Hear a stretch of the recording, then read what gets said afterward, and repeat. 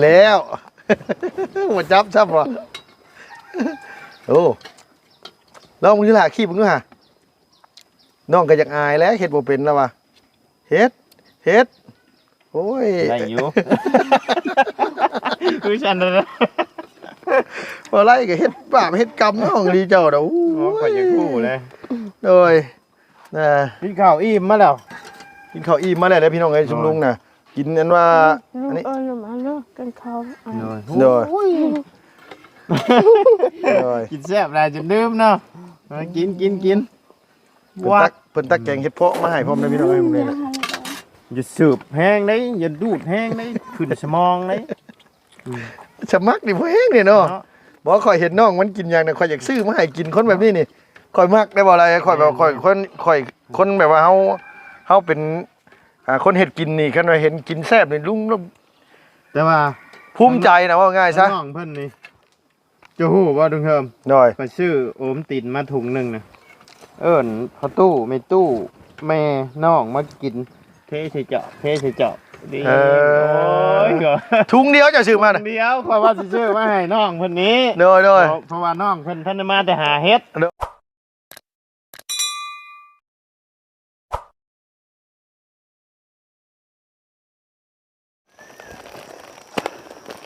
พี่น้องเอ้ยมาต่อกันเลยบาทที่นี่บ่ไล่เอ้ยบ่แม่นตำทะเลตำปูม้าโดยแล้วก็ตำตีนไก่พี่น้องเอ้ยอีหยังก็พอนตัวว่าหยังก็เมื่อกี้นี่แอมที่สุดซะบ่มักอยู่บ่ล่ะมักอยู่บ่ถามอีดีมักบ่เนาะมาแม่มากินนะมากินน้ำกันมาแม่มากินน้ำกันมาแม่กินแล้วลูกโดยเฮาซื้อมาแต่ในเมืองมาแม่อันว่าล้างมือกันแถวเอ้ยแม่ก้มไปล้างมือมาลูกมาเร็วมาพี่มาเร็วเอาไว้มานี่เบิ่งแน่นี่เนาะไปล้างมือไปลูกไปล้างมือระวังได้ระวังเหยียบฟืนเหยียบไฟได้เฮ้ยเอ้าสิไปย่างอย่างนี้นะผู้เฒ่าเพิ่นกระทานี่อยู่แบ่งให้ผู้เฒ่าได้กินพุ่นพี่น้องเอ้ยโอ้ยเจ้าบ่หันหลังใส่ก็ได้ดอกว่าไรเอ้ยพี่น้องพุ่นเบิ่งก็ฮู้ได้แล้วว่าเจ้าอันยิบไปแล้วพี่น้องเอ้ยเป็นได้ไรถามความรู้สึกหันมาให้พี่น้องเบิ่งดีกว่าน่ะเห็นอยู่เนาะพี่น้องเนาะมาเด้อต่อกันเด้อพี่น้องเอ้ยเพราะว่าสิรออันว่าน้ำใบยะนางของเบาเหย้ารออันว่าอันปลาแดกมาแกงเห็ดเพาะนี่บ่ไหวหรอกพี่น้องเอ้ยเพราะว่าหยังมันค่ำแล้วหลายติ๊บเข่าโอ้ยใช้น้องตัวมีจะคนล่ะอันผู้อยู่เทิงเฮือนมีบ่ฮะล่ะเอ้ยหามนั่งมาลงมาจ้าพี่มาจ้าเป็นได้แซ่บบ่อะไรมาจ้ามาเก็บแม่เยอะเอาไหมพ่อเอาไหมอันว่าพ่อเลยจัดดูเลยนางเลยเอาเต็มที่ดูเลยนี่อันว่าแถวดูลูกละมาเอาพี่ดองเลยเบิ้งปุ่นเอาด้วยได้ไม่ตะเกียบแอมบ่ล่ะแอมลึนี่คือแซ่บหลาย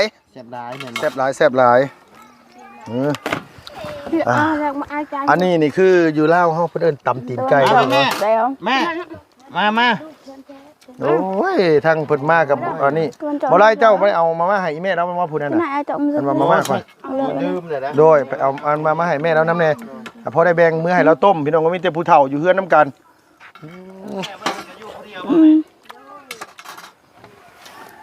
แซ่บบ่ลูกล่ะ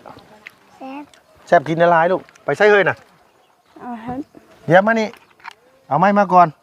เอาเห็ดยังเอาเห็ดเพาะพ่อนะยิบไม้ให้ตัวคุณอีนางนี่ซื้อยังไม่ให้กินนี่โอ้ยพี่น้องไอ้บัวเสียดายเงินน้องกินคักกินแน่ดีเด้กินแบบเขาผู้ซื้อมาให้กินเท่ากับแบบเห็นกินแล้วก็ภูมิใจเจ้าแม่เนี่ยเกยใจย่องเจ้าได้เนี่ย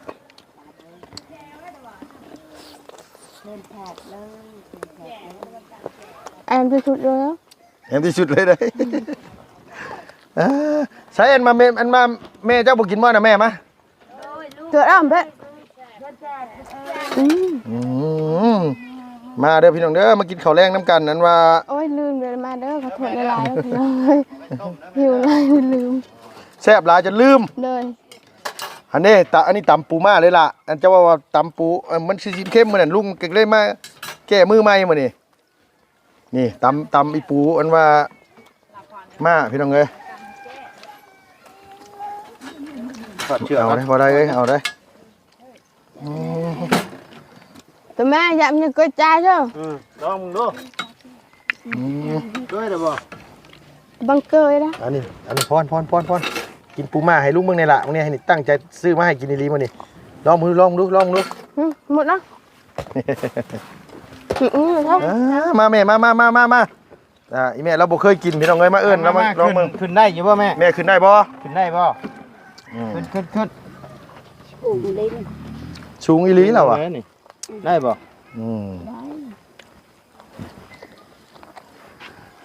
ผู้เฒ่าขึ้นได้บ่บาดที่นี่พี่น้องเอ้ยสูงอีหลีแล้วอ่ะ ตู้เจ้าใช่เป็นบ่อนเจ้าจะใช่เป็นบ่อนนี่ เป็นไงลูกเอ้ย บ่เป็นก็เอาบ่วงหั่นแหละ เอาบวงเลย โดยมีหลายคันอยู่ดอกทีมงานซื้อมาให้หลายคันอยู่ น้องพรใช่เป็นบ่บริชนกินนี่ เด้อข่อยยังว่าอยู่ข่อยอยากพ่อแบบว่าต้มอึ้งไม่ไข่ได้พี่น้องเอ้ยแบบว่าไม่ทั้งอีหลาอันว่าน้องพรเฮาหรือว่าน้องดำเฮานี่แหละ คีบกินเนาะ แล้วหัวจับบ่โอ้ลองมึงนี่ล่ะขี้มึงดูห่าน้องก็อยากอายแล้วเฮ็ดบ่เป็นแล้วว่ะเฮ็ดโอ้ย ได้อยู่ คือฉันนะ บ่ไรก็เฮ็ดบาปเฮ็ดกรรมน้องดีเจ้าเด้อ อ๋อก็ยังคู่เลย โดยนะ กินข้าวอิ่มมาแล้ว กินข้าวอิ่มมาแล้วนะพี่น้องเอ้ยชุมลุงน่ะกินอันว่า ลู อัน ก นี้ เอ้ยมาเนาะกันเขา โดย โดย กินแซ่บอะไรจนลืมเนาะกิน เพิ่นตักแกงเฮ็ดเพาะมาให้พร้อมนะพี่น้องเอ้ยมื้อนี้น่ะ อย่าสืบแห้งได้อย่าดูดแห้งได้ขึ้นสมองได้ สมักนี่บ่แฮงนี่เนาะบ่ค่อยเห็นน้องมันกินหยังน่ะค่อยอยากซื้อมาให้กินคนแบบนี้นี่ค่อยมักได้บ่อะไรค่อยแบบค่อยคนแบบว่าเฮาเป็นคนเฮ็ดกินนี่คันว่าเห็นกินแซ่บนี่ลุง แต่ว่า ภูมิใจนะว่าง่ายซะ น้องเพิ่นนี่จะฮู้ว่าดุงเฮิม โดย ก็ซื้อโอมตินมาถุงหนึงน่ะเอิ้นพ่อตู้แม่ตู้แม่น้องมากินเทใส่เจาะดีโอ้ยก็ ถุงเดียวจะซื้อมาน่ะ เดียวเพราะว่าสิซื้อมาให้น้องเพิ่นนี้ โดย เพราะว่าน้องเพิ่นท่านได้มาแต่หาเฮ็ด โดย ข่อยมาเขาว่าถามน้องไอ้แถวหัว อ่า แถวเพิ่นนี่เจ้าอยากหยังน้องว่าอีหยังก็ได้ โดย ทีแรกขอยสิซื้อเป๊ปซี่มาให้ โดย ข่อยไปแล้วข่อยกินโอมตินโอ้เสียแท้ว่าซื้อมาฝากน้องมันก่อน โดย ซื้อมาบัดพอดีอยู่ร่วมกัน3คนก็ได้แบ่งกันเด้อว่ะตัดเจาะมาได้ยังนี่ก็ อาจารย์ เจาะ ตาบอลตัวไหนอะไรตาม เอิ้นมากินเบิดพอตู้มีตู้แถวน่ะ ง่วงกันตาบอลเลยปะ แซ่บบ่ เป็นยังไงแม่แซ่บบ่โอ้ยพี่น้องเลยเนาะผู้เฒ่ากินผู้เฒ่าแซ่บอีแม่บ่ได้คลำหยังบ่บ่ได้คลำหยังโอเคกินได้เอาบางคนเพิ่นผิดประเดกปลาร้า ปลาแดกอยู่บ่แม่บ่ได้ขนำ บ่ได้ขนำเนี่ย หมูเด้บ่ได้ขนำ โอ้ กินเบิดเนาะบ่ได้ขนำหยังเด้ออืม สอง อัน ส นี้ อง เด้อันนี้เด้ สองอันนี้ตัวใด อันนี้ก็ ตัวใดแซ่บ เคี่ยวได้อยู่บ่ ตำปูกับตำตีนไก่ลูกล่ะพอน คือการ คือกัน เลย ฮะ โอ้กินฮอดเคี่ยวฮอดหนังโอ้โห คนเฒ่านี่มักแท้ๆได้ว่าอะไรอย่าว่าแต่ลาวได้ผู้เฒ่านี่มักแท้ๆนึ่งข้าวฮ้อนๆเนาะแม่เนาะ มันเริ่มแข็งนะ โดยเจ้าบ่ย่านมาบ่เบิดใช่บ่นี่น่ะหลายคนปานนี้น่ะนั่งแข็งทั้งนี้ก็บ่เหลือนะพ่อเนาะคัน แซ่บชันไรก็ยังบ่มุมแกงเฮ็ดเพาะเรา โดย ผู้เฒ่ามันนี่เนาะ เอ้าอีหลีได้บ่ได้แกงเขียดน้อยแกงเขียดขะค่ำมื้อนี้ต้มเขียดหน้ามื้อนี้ผู้เฒ่ามากคือผู้ช่างเลยเออ บัดแม่ตู้บ่มากินเนาะตู้เนาะมากินไหมตู้ เดี๋ยวจะไม่อยาก มานะมาลองมึงได้แม่ให้มาลองมึงได้นี่น่ะโ โอ้ยกินมันกระต่างกันได้นี่น่ะคนละอย่างกัน คนละอย่างนี่มาลองมึงดูเคยกินบ่ปู เดี๋ยวกันนะ ปูทะเลได้ บ้าน มาเบิ่งดูนี่ โอ้ยแถวเจ้าบ่ได้สระผมบ่ลูกล่ะสระผมมัดผมเจือ โดยแม่ บีมีอยู่บ่แถวมีหวีอยู่บ่ลูก บ่มี บ่มีจังพ่อหัวจังหยอง ตอนมาใหม่ๆไอพอนก็แบบนี้แหละพี่น้องไอ้ชิเวอร์นี่มันเกลี้ยง เอา ขึ้น ให้คันละว่าเอาให้มามื้ออื่นนี่สิเกลี้ยงบ่ผมนี่สิเสียสละเอาให้นะนี่ มามืออื่นนี่ต้องให้มันเกลี้ยงกว่านี้ แม่นมามื้ออื่นต้องให้เกลี้ยง ต้องซื้อหนังยางมาให้พ่อมได้บ่ไรเอ้ยน้องยังมัด แต่ว่าข่อยมีแต่บีเพราะว่าข่อยบ่ได้เตรียมมาได้ข่อยเสียสละอันข่อยให้เลย อ๋อเจ้ามีของเจ้าอยู่แล้ว แต่ว่าบ่ติแดดติดำเด้ โดย คือใส่ได้เลยเอาแล้วได้เนาะ โอ้ย อ้าวพี่น้องเอ้ยมากินข้าวแรงน้ำกัน เอาบ่ เพื่อนทั้งอีละ เอาบ่ เอาว่าวีเอาว่า เอาบ่ เอาได้เว้าได้เอาได้มันต้องเห็นในคลิปได้ว่าอะไรเอ้ย ปฏิเสธเนาะ โอ้ จกมาเลยเจ้าจกมาเลย เสียสละให้แล้วนะ โดยเอาหวีให้แต่กระสะผมหวีผมงามๆลูกละเอายางกระติ้วมัดนะลูกเด้อมัดดีๆมื้ออื่นไปหาเห็ดมาให้พ่อลุงเด้อเห็ดโงกละโงกเด้อ เจ้าว่าสิไปหา ฮะ เจ้าว่าสิไปหา เอาจันข่อยเข้ามาบ่ทันยันหลานไปก่อนนี่ยันน้องเข้าไปก่อนมาก็สิชวนไอ้พรนะกับไอ้ดำนะไปหามื้ออื่นนี่พี่น้องเอ้ย สองขาง่ายกว่าเนาะ เอาข่อยเอิ้นข่อยนี่อันเชื่อสีบัวนี่ชื่อพรเสียสละให้เลย โดยเอา บีเด้อบัดนี้เด้อ โดยโดย นี่ อิ่มแล้วบ่แม่โดยอยู่ดีมีแห้งแม่เอ้ยแซ่บอยู่บ่แซ่บบ่ บีจนบ่ไป แอมเนาะแอมพี่น้องเอ้ย พี่ตู้อายุ14แล้วตู้บ่จัก ใช้ยาเลยลูกหลานน่ะ บีผมอยู่หัวไปเลยจักว่าพิษไปจักเนาะ โอ้จะบ่ผิด เนาะพิษบ่พิษบ่ บ่ผิดคุณตัวนี้นี่เอ้ยพี่น้องเอ้ยมึงเนี่ย เนาะกินคักก็ดีเลย เอาเสียง โอ้ยเกิดอุบัติเหตุชง ขาดได้บัดนี้ใช่ตู้จับเพิ่นไว้นี่โอ้ย โอ้ยหลานก็ได้บ่ยันไปตู้หัวขอมแล้วหั่นเนาะหัวเสยอยู่อันนี้บ่ได้ชน นี่บ่ได้โอ้ก็ได้บ่ชนนะดำบ่ชนนะนังดำบ่ชนน้ำไผได้นั่นน่ะชื่อนี่ดีแล้ว เอ้าน้องเพิ่นบ่ได้เครียดนะน้องเพิ่นบ่ได้เครียดได้เพราะว่านี่ เครียดอยู่บ่ เพื่อนเพิ่นเอิ้นแบบนี้ นำนี่ ไม่เท่าก็เอิ้นดำคือกันบ่ล่ะ บ่เครียดเนาะ ไม่เท่าเอิ้นมาได้ได จังได๋ก็ได้ เอิ้นได้ไดก็ได้ โดย มันเอิ้นง่ายกว่าเนาะบ่ไรเนาะ บ่พรจักพรไหนหั่นนะน้องพรมาแน่โดดจักพร มาทั้งสองสาวเลย แม่น โอ้ยขมั่งเด้เนาะบ่ถึงได้ไกลอันนี้หัวปีท้ายปีได้พี่น้องเอ้ยนี่แม่แล้วว่าผู้นี้เกิดมาน่ะตุ้ยผู้นี้นะผู้นั้นเกิดมาน่ะจ้อยเอาจงไว้ให้น้องเด้ บ่แบบว่าแม่เพิ่นน่ะแบบว่าผู้นั้นน่ะออกนุ่มก่อน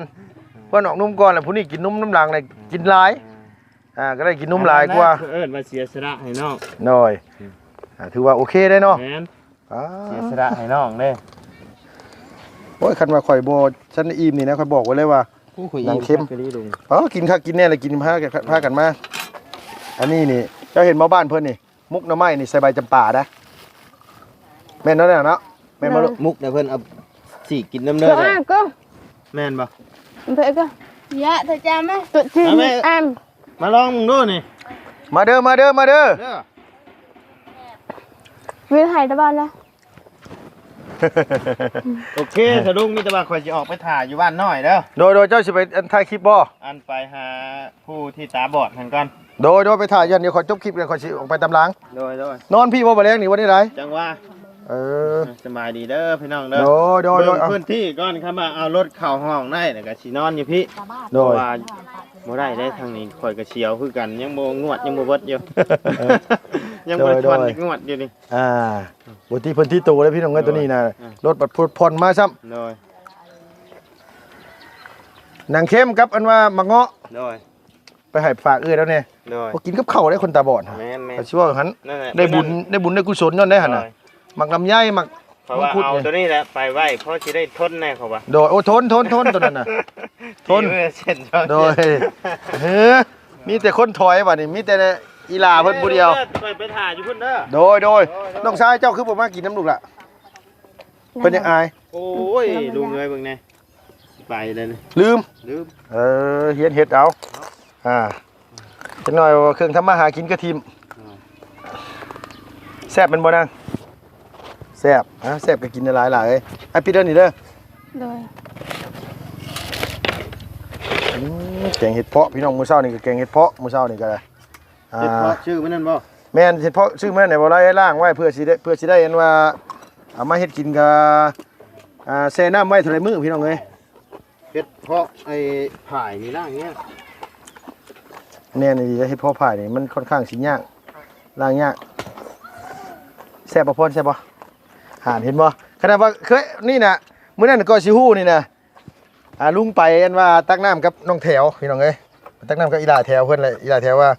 เฮาน่ะเอื้อยผู้ใหญ่นั่นผู้ใหญ่จ้อยหั่นเฮาเอิ้นชื่อดำว่าซั่นว่าเจ้าต้องไปเว้านำนางแถวเพิ่นเด้อ หรือว่ายัง เอ้าน้องแถวบอกอันว่าลุงมาตัวชื่อดำเนาะใช่พี่น้องมาแล้วพี่น้องบ่ยาวบ่ดีมาแล้ว อดยามอ่ะกูมากูเดียว มาแล้วเก่งเห็ดเพาะ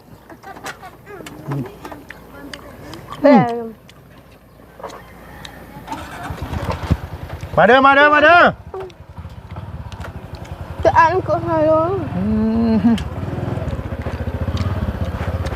มาเลยพี่น้องเด้อครับสวัสดีพี่น้องวัดชุกุชวนยังไม่สบายดีครับแกงเห็ดเพาะเพิ่นต้มถ่าบ่ยาวพี่น้องเอ้ยบ่ไหวเด้อเนาะนั่งเนาะ กินคือกัน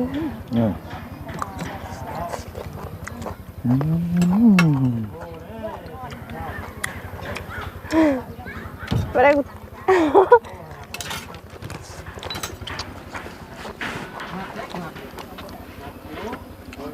มาเด้อบ่ดีเอ้ยแกงเห็ดเพาะตำปูม่าตำตีนไก่โดยมาได้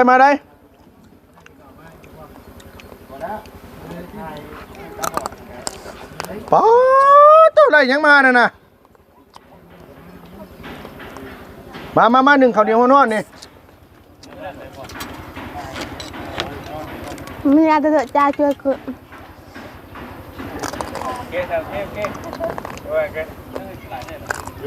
มาได้ สบายดี สวัสดี โดย บัดชัว โอ้แต่เด็กว่าแต่ข่อยได้บันส่วนนี่เจ้าก็คือกันเนาะ บัดชวน โดยสบายดีบันส่วน กินอีกแล้วเจ็บท้องอีกเนี่ย บอกว่าอันนี้ข่อยไปเป็นตำทะเลได้มื้อนี้น่ะ กินแซ่บกินนัวเท่าไหร่ กินจนจะย่านเลยก่อนน่ะน้องกินน่ะ หมูเป็นอย่างลอกโอ้ยลอกแก้ว บอกว่าแล้วกันโอ้ยวันนี้ข่อยบ่กล้าซื้อมาอันนี้ข่อยพิสูจน์เบิ่งซื่อ เมื่อนั้นบ่ยาวโทรมาหาข่อยว่าโอ้ยตำทะเลเจ้าเฮ็ดแล้วว่าซั่นว่า โทษตอนไหนวะ เอ้าเจ้าว่าข่อยอยู่ได้มื้อนั้นเจ้าว่าข่อยอยู่ได้ ซื้อบริโภคเธอได้กันนี่เนาะมา บ่ได้ใช้ได้ เจ้าว่าตำทะเลเจ้าออกฤทธิ์แล้วลุงเฮิมเอ้ยว่าซั่นว่า ไม่ยังเลยนะ เอ้าบ่แม่นตำทะเลมื้อนี้น่ะตำตีนไก่ นั่งมากินน้ำมูกจ้ะนะ ใส่ กินแล้วก็นั่งไก่แท้อะไรมา อันไหนพูดเล่นบ่โอ้เราอิ่มแล้วนั่นน่ะอิ่มแล้ว อันนี้นี่จีนังเข้มไว้ท่าอันว่าทีมงานได้นี่น่ะ ว่าแม่นเนาะ เอาแท้ได้จังมื้อข่อยกินได้นี่น่ะน้องพรตำอยู่น้องพรเนาะไอ้พรเป็นคนทุบ ไอ้เต็งกินยังไงอ่ะ เอานี่เด้เห็ดเพาะนี่เด้ต้มไว้ท่าเจ้าตั้งแต่บ่าย2พู้ ผมเคยเห็นว่าขาบมันยาวป่ะ โดย แม่แล้วบุกกล้ากินได้บริบุกกล้ากินนะ กินพร้อมกัน บ่ โดนก็โดน จะว่าถามมันยาวเนาะก็ยาว บ่แล้วว่าจังซี่ไอ้เหย้าน่ะบอกว่าสิซื้อกันว่า ใช่ป่ะ ใบยะนางอันน้ำยะนางแล้วก็อีกอย่างอีกแน่เพิ่นว่าปลาแดก บริประตูบุกกล้ากินได้ป่ะแกให้พ่อมาทันแล้ว เพราะคำกินก็จะกินตัวนี้ ทำแบบ เกี่ยวตัวนี้ มาที่บ้านจะมาไว้กูนี่วัน ก่อนไปแวะไปหาทางอันว่าน้องหยังนะ น้องกลม น้องกลม อย่าไปหันเนาะกูน่าแผงกู ตะแผงน้อยผู้เนาะ เลย ทางเข้าไปก็บ่ได้เว้ายากนะ เดี๋ยวนี้ เอาแม่บ่ดีนังเข้มน่ะ เขา กินได้ เป็นยังไงเก่งเฮ็ดปวกมื้อเช้าได้กินแซ่บอยู่บ่ ไอ้ บ่ได้กินซ้ำบ่ จ่าไปใช้เยอะ กูก็มาเลย บ่ได้แกงครับ เมื่อวันแรงหมดแล้วสิกิน ตำยังเลยตำปูม่า เขาตื้อลุงเนาะ เอ้า ใช่ปูม่า ฮะ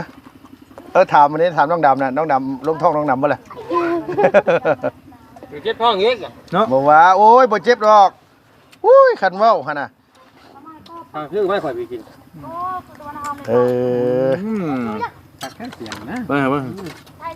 กินได้เด้อชิมมึงได้เด้อมันบ่ยาวกินได้อยู่หรอวะ โอ้โหกินได้หมดตายแบบไอ้มากเลย อุ้ยเสียงหัวนะเสียงหัวคือจอมยุทธแท้ดิว่าญาวะโดยบ่ได้ใส่หยังต้มใส่มันบ่เป็นแกงมาบ้างนี่ล่ะ ต้มน้องมันต้มบ้านมันต้มเอาบ่มีปลาแดกเลยเพิ่นต้มเพิ่นว่าจะต้มก็แซ่บเลยเนาะวันนี้เนาะก็ชิมอยู่กี่แซ่บแซ่บ กับใบบัวดิ เฮ็ดเพาะอ่อน อันนี้บ่คือแกงบ้านเจ้าน่ะ บ่แม่นต้ม ผม ต้มเอา มันค่ำน้องเอ้ยมาบ่ทัน ต้นนั้นยังกำลังคนใหม่ เอาข่อยนัดวันเด้ว่าน้องหาเฮ็ดมาให้ข่อยสิแกงให้กินน่ะ ข่อยนั้นโอ้เมื่อคืนนี่เที่ยงคืนข่อยต้มอึ่งกินตีชองข่อยลงคลิปอะ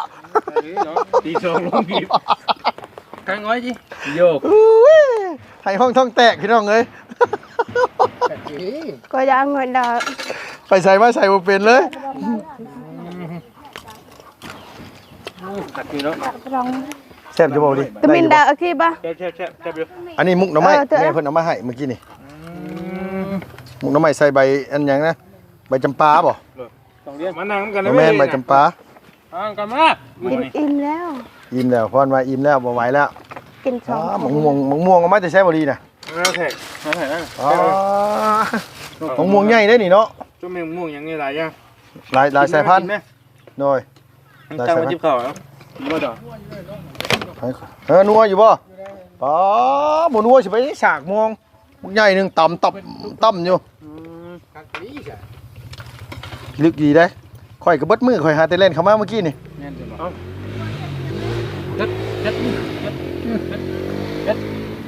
ลองเหยียบเกียร์บ่เป็นบ่าว ลองมือสิ มาเหยียบเกียร์บ่เป็นดิ จ้า บ่เพิ่นสิว่าคักอยู่ได้นะเก็บมาผู้เดียวคนนี้แหละตอนแรกนะว่าสิมาได้ว่าสิอันว่าล้างรถว่าสิปล่อยออกแหละบ่ดีเอ้ย บ่ โดยว่าสิขายแล้ว เอารถเลย โดย แล้ว มันบ่มีเงินเลยนะขายรถก่อนว่ะ ไปได้แล้วบัด เอ้ามันบ่มีเงินให้ว่านี่ได้ซะ มันก็คือบัน ไปได้ใช่ไหม ขี่รักบ่ รถจักรสิยากหยังสิไปได้ใดเอ้าก็ขี่รถจักรก็บ่เชื่อก็จักมาแล้วแต่เบิ่งมือขายก็สิถ่ายพี่น้องเบิ่งอยู่อันมือคนเขามาซื้อน่ะเอาอีหลีค่อยปล่อยออกก็ดีได้มันบ่มีเงินเฮาก็สิสู้ไปมันก็บ่ไหวก็ดีคือกันนะขี่รถหมู่มันก็คักคือกันหมู่ไปรับไปส่งเด้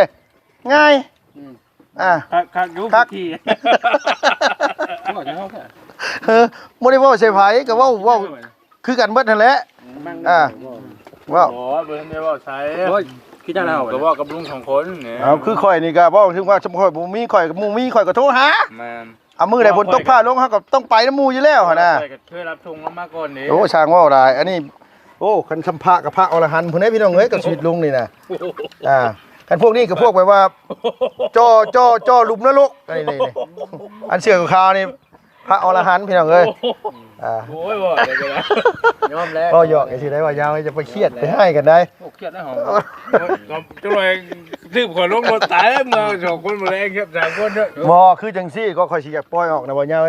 มันอยู่นำเฮาแหละมันสีมันบ่ถึกสโลกันมันมีปัญหาเอาฟืนไปแล้ว เก็บเงินเดือนละ 6,000 7,000 เพื่อจะได้เงิน 60,000 70,000 เป็นปี มาซ่อมบาทหนึง10,000เป็นแสนโอ้ยสบายดีไม่ตู้ขึ้นมานั่งน้ำทั้งพี่โอ้ยไม่ตู้โดยก็เลยแบบว่าคือล่าสุดนะก็ซ่อมตอนนั้นก็เบิดแสนกว่าบาทก็ยืนน้ำมอรี่ 30,000พุ่นนะรถคันนี้น่ะยังบ่ใช่นี่แล้วไม่ได้เบิดอยู่ดิยังเดี๋ยว10,000นึงพุ่น ยังอยู่บ่ ยัง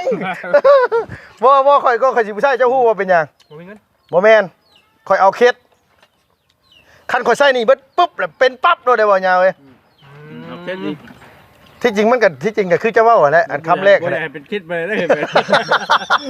คน ไว้เนาะ ผมบ่อยากให้มันเป็นคิดไปได้แบบนี้ กันใส่ก็ใส่ว่ามันเป็นไม้ก็ยังว่ากันเนาะ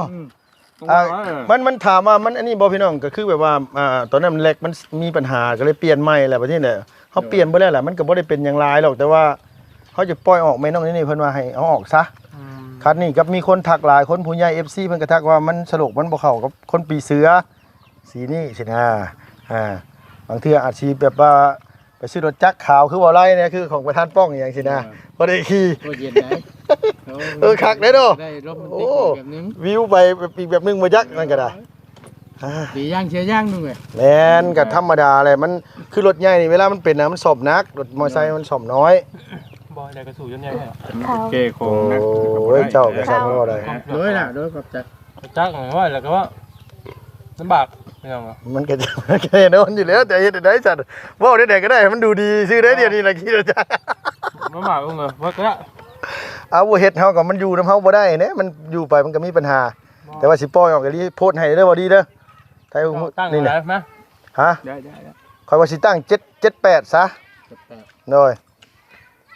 เฮ็ดแปดเลย โดย ปากน้อยอยู่รถเดี๋ยวนี้น่ะ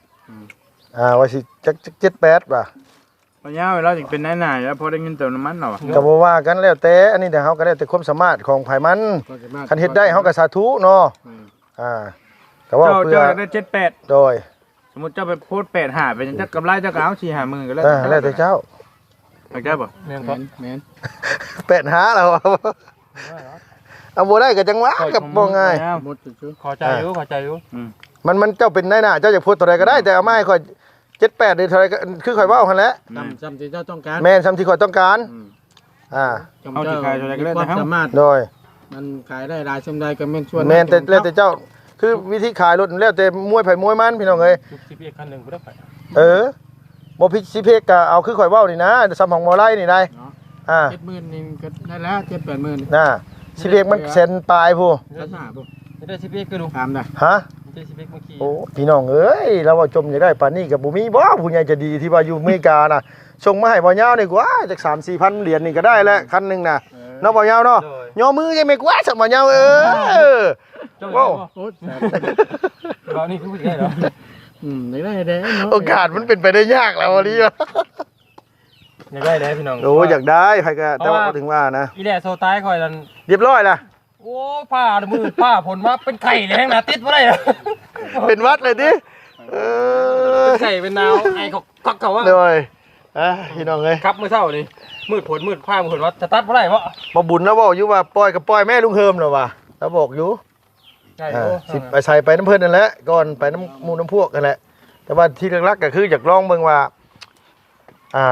กิโลจักรนะบ่ยาวกิโลจักรไปเสโปนบ่ไงก็ไปก็ลองเบิ่งนะ บ่พ่อขายก็ได้รวมก่อนก็ได้ ฮะ จอดเฮือนน่ะลงคิวจักไปเบิ่งก่อนก็ได้ บ่ค่อยจะขายแล้วมันพิษแล้วได้ อ้าวมันจะได้ฮู้รสชาติมันเด้ โอ้ย เปลี่ยนใจอ่ะ บอกขี่เพื่อยังไงลุง ฮะ ขี่เพื่อยังขี่ มันบ่มียังว่าอยู่มันบ่มี บอกขี่หมู่ก็ได้ว่ากำสิไปให้เนี่ย โอ้แต่ซุมื้อนี่มันมีใช้รถบริหารหั่นของบ่เสียงหั่นบ่จันทีมงานจะค้นฉบับนี่นะ เต็มเลยดิ เอ้า ยังไงอยู่ โควต้ามันน่ะมัน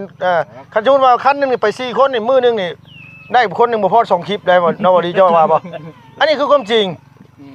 จะออกมานั่งเฮ็ดเพราะแต่คือมือเดียวใช่ไหม บ่เฮาก็บ่เบิ่งพังเมืองหั่นนะคันมันไปไกลเฮาก็ไปน้ำหมู่ว่าง่ายว่าคันมันมีรถหลายคันก็ไปนํกันหั่นนะแต่คือมื้อนี้รถคือเฮาฮู้หั่นแหละ ขี่จักรของเมืองของเดียวนี่ก็เต็มแล้ว แม่นอยู่ นะว่า ให้อุปกรณ์การท่านเข้าไปนี่ก็ เปียกอีก เปียกอีก ไม่แนวเปียกอีก เปียกอีกทำเปียกง่ายแค่ โอ้ยอย่างอื่นเปียกกับบ่เปียกเนาะโอ้ยเอาโอเคเว้าลายๆเอาสบายดีพี่น้องนี่ได้เสนอเอาพี่น้องเอ้ยมาพ่อกันเนี่ยยาวๆได้สุดเจ้านี่เนาะเอาสบายดีเด้อนังเด้อโดยเห็นว่าเพิ่นอิ่มเลยล่ะจังเช้าเพิ่นคือสิเบิดแนวเว้าให้เฮาเนี่ยก็เลยอันว่าโจ๊ะๆก่อนบ่พี่น้องป๊อหมูแม่มีที่ตัวงามเพิ่นขายตัวเท่าไหร่ล่ะนี่อยู่บ้านนี่ 2,000เด้อได้จำจักบ่2,000 2,000 บาทนี่บ่กลัวเด้2,000 บาทนะกลัวเด้บ่ยาวเอ้ยหมูเมแบบนั้นน่ะข่อยว่ายันตัวหนึงอยู่ประมาณอยู่ 3,000 ขนาดเบี้ยห้ำชื่อยังตัวละพันเลย โดยบ่แม่ฮอดบ่2ล้านทำนี่นะบ่ฮอดบ่ตัวละล้านตายชื่อมื้อให้แม่น้องนี่เลี้ยงจะเป็นจังไดนี่บ่เนาะแม่พี่น้องเอ้ยงามซับตะปุ้ยอยู่โอ้ยคักกะลีได้พี่น้องน้องเนี่ยคักกะลีมีโดมงามเนาะเอาเนาะพี่น้องสำหรับคลิปนี้ก็กินข้าวกินน้ำมาพอกันกับทีมงานทางเมาลีเนี่ยเบาเหย้าเนี่ยพี่น้องเอ้ย เว้าเรื่องรถเรื่องล่างเลยว่าสิล่างเลยสิให้บริเพิ่นโพสต์ขายให้เนาะพี่น้องใครสนใจก็ติดต่อมาได้เด้อพี่น้องไอ้คันนี่เนาะพี่น้องเพราะว่าอยู่ลุงเปลี่ยนมาแล้วอะไรมันทุกอื่นอันที่มันแบบว่านี่เนี่ยมีปัญหาคือตัวนี้นี่มันลุงเห็นว่ามันอันนี้เมื่อวานนี่ก็เบรกมือมันติดลูกก็ไปแก้ไขเรียบร้อยแล้วพี่น้องเอ้ยคันนี้ก็ได้เนาะก็เลยอันว่าในความรู้สึกนี่อยากปล่อยออกไป700,000 กว่าบาทพี่น้องเนาะเพราะว่าลุงซื้อมาก็โอ้นักเลยพี่น้องเอ้ยลุงซื้อมาหลายแล้วก็ซ่อมก็หรือว่าเฮาไปเปลี่ยนพวกเครื่องไม้เครื่องมือที่เพิ่นใส่ของก๊อบให้เฮาแน่ก็เลยเบิดหลายรถคันนี้เกือบล้านบ่ได้พี่น้องเนาะแต่ก็ผ่อนจบเป็นที่เรียบร้อยแล้วบ่ได้ติดไฟแนนซ์หยังเลยขี่ซื้อไปเส้นซื้อเป็นของคนอื่นแหละก็คือไปขับได้ตามสบายใจเลยเนาะพี่น้องจังได๋ก็ตามแต่แล้วพี่น้องขอบคุณขอบใจพี่น้องหลายๆอยู่ดีมีแห้งอย่าเจ็บอย่าจนลำรวยๆสุขภาพพลามัยแข็งแรงพี่น้องเนาะสำหรับคลิปนี้ไปแล้วเด้อพี่น้องเด้อบ๊ายบายสบายดีเบิดสุขุสุคนพี่น้องเอ้ย